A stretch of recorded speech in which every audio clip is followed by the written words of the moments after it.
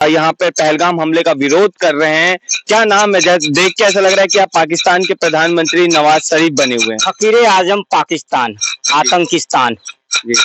आज मैं भीख मांग रहा हूँ मुल्क को बचाने के लिए, क्योंकि भारत से मैं जंग लड़ना चाहता हूँ और भारत ने हमारा पानी बंद कर दिया है।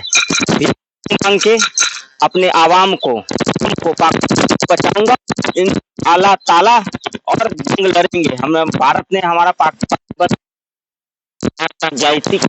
साफी कर रहा है। हमारे कौम को, आवाम को पीने के पानी नहीं है, धोने के पानी नहीं है, और हमारी जो हालात है देखिए, भीख मांग कर रहे हैं ताकि हमारे टैंकों में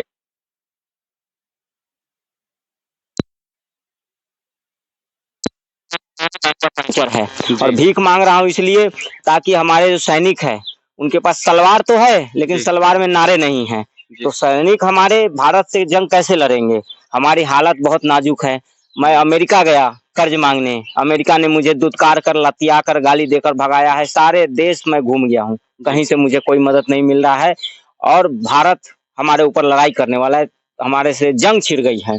जी, तो क्या लगता है जिस तरह से पहलगाम में हमला हुआ, उस हमले को आप किस तरह से देखते हैं? देखिए, हमला तो देखिए हुआ है। देखिए, आतंकवाद तो हमारे डीएनए में है, हमारे घर घर में आतंकी है, और हम लोग का आतंकवादी सिलसिला चलते रहेगा। भारत ने हमारी पानी बंद कर दिया, हमारे यहाँ आटा के लिए मारा मारी हो रही है, हमारे हालात बहुत नाजुक है, हमारे मुल्क में ऐसी कोई सुविधाएं नहीं है।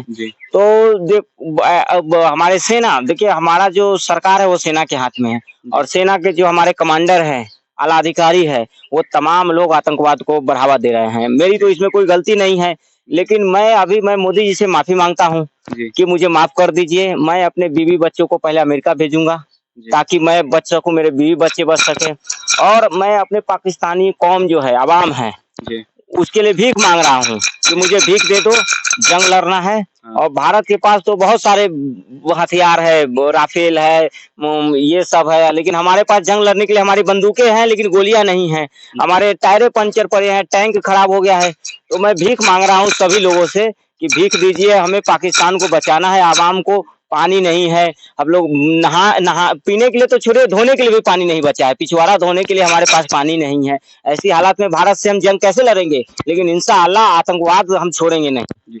पर जिस जा रहे पहलगाम में हमला हुआ, इसके बाद पाकिस्तान आर्मी का भी बयान आता है कि हमला उनकी साइड से नहीं हुआ है। दूसरी ओर पाकिस्तान ने अपने एयरबेस बेस भारत से बंद किए हैं। तो विरोध प्रदर्शन है लंदन तक पहुंच गया, जहाँ पाकिस्तान हाई कमीशन के अधिकारी अभिनंदन की फोटो दिखाते हैं और गला काटने का इशारा करते हुए नजर आ रहे हैं। हमारे तो देखिए मोदी जी से दरख्वास्त है, मैं तो फकीर आजम हूँ, पाकिस्तान का फकीर आजम हूँ, मेरा कुछ चल नहीं रहा है पाकिस्तान में। और जो हमारे सेना के अधिकारी है, सब लोगों की फटी पड़ी है, क्योंकि हमारे ऊपर भारत हमला करने वाला है, हमारा नक्शा से नामो निशान गायब हो जाएगा। यहाँ तक जो 52-55 इस्लामिक कंट्री है वो भी हमारे मदद में खड़ा नहीं हो रहा है। यहाँ तक कि दुबई, हमारा छोड़ दिए, कश्मीर में हमारे जो है लोग वो भी हमारे विरोध में हैं। महबूबा मुफ्ती हो गया, अमर अब्दुल्ला, फारूक अब्दुल्ला, सारे लोग हमारे विरोध में हैं।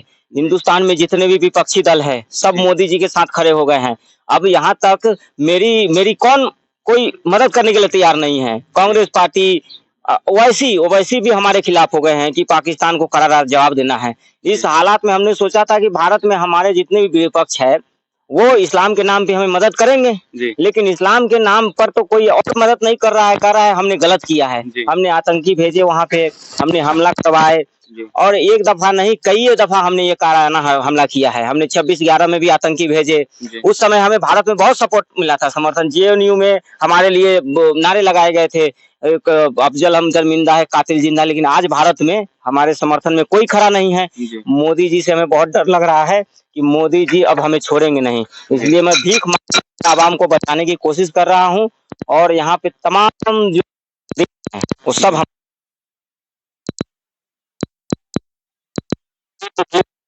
लोग कि हमारे पास कुछ संधि जो है वो तोड़ दिया गया है, 48 घंटे का अल्टीमेटम दिया गया था। अब जो पाकिस्तानी भारत में रह गए हैं उनको 1 लाख का जुर्माना और 5 महीने से ज्यादा की जेल हो सकती है। तो इस पर क्या कुछ सोचा है आपने अभी तक? ताला हमें तो हमारे आवाम यहाँ से इलाज कराने हमारे मुल्क से हिंदुस्तान में जाते थे, जी। क्योंकि हमारे पास अस्पताल नहीं अच्छे, और यहाँ तक कि सारे जो काम है वो भारत से हो रहे थे। पानी उन्होंने बंद कर दिया, सिंधु नदी समझौता उन्होंने खत्म कर दिया। अब हमारे आवाम में इतना तकलीफ हो रहा है, सिंचाई रुक जाएगी हमारी, बिजली बंद हो जाएगी, तो हमें इतनी तकलीफ झेलनी पड़ रही है, इतनी मुसीबतें आ गई है। भारत हमारे साथ जो कर रहा है, लेकिन हमने भी भारत के साथ बहुत गलत किया है। इंशाअल्लाह ताला हम तो रिक्वेस्ट करेंगे, दरख्वास्त करेंगे कि जंग जाए, जंग लड़ने के हालात में हम लोग नहीं है, लेकिन हमारे जो सेना के अधिकारी है वो बड़े बड़े बातें कर रहे हैं। लेकिन मैं वजीर पाकिस्तान का, तो मुझे मालूम है हमारे हालात, क्योंकि हम मेरी हालात देख लीजिए, ये जो है ना, ये जो है ये भी भाड़े का है, चोर बाजार का मैंने पहना है। हमारे हालात इतने खस्ते हो गए हैं कि हमें अब तो मतलब गरीबी के सिवा और कुछ नहीं दिख रही है। सूखा रोटी खा खा के हम मुल्क के लोग बहुत गरीबी झेल रहे हैं। बिलावल भुट्टो भारत को धमकी देते हुए नजर आ रहे हैं अपने बयान में। बिलावल भुट्टो नहीं, वो कुत्तो हैं। बिलावल भुट्टो कुत्तो हैं, वो हमारी सरकार गिराना चाहते हैं। ये लोग चढ़ा के हमो की जंग लड़िए, जंग लड़िए। बिलावल भुट्टो हो गए हमारे सेना मुजीर, सेना अध्यक्ष, सब लोग हमारी सरकार गिराना चाह रहे हैं। और आतंकवादी जो मैंने नहीं भेजे, वो सेना ने भेजा है। हमारा सेना से कोई लेना देना नहीं है। मैं तो मोदी सरकार से कहूंगा कि हमें छोड़ दीजिए, पाकिस्तान आवाम को छोड़कर सेना के साथ आप जो करना है, पाकिस्तानी सेना को उड़ा दीजिए, धमका दीजिए, गोली मार दो, तोप मार दो, मुझे और हमारे आवाम को छोड़ दो। जो आतंकी हैं वो हमारे सेना में है, सेना ही आतंकी और आतंकी ही सेना है।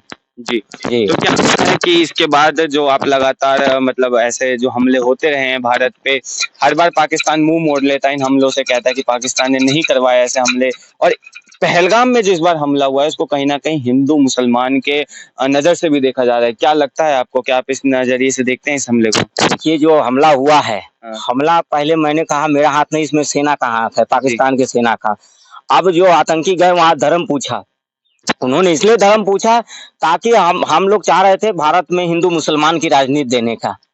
हिंदू मुसलमान के नाम पे भारत को हम लोग बांटना, हम लोग भारत में लड़ाई करना चाहते थे, गृह युद्ध। लेकिन वहां के हिंदू और मुसलमान समझ गए, सब एक हो गए, बटे नहीं। हम तो चाह रहे थे कि धर्म पूछ के इसलिए मारा आतंकवादियों ने ताकि हिंदू और मुसलमान आपस में लड़के गृह युद्ध कर ले और इधर से फिर हम हमला करते रहे। लेकिन हिंदुस्तान के हिंदू और मुसलमान एक हो गए।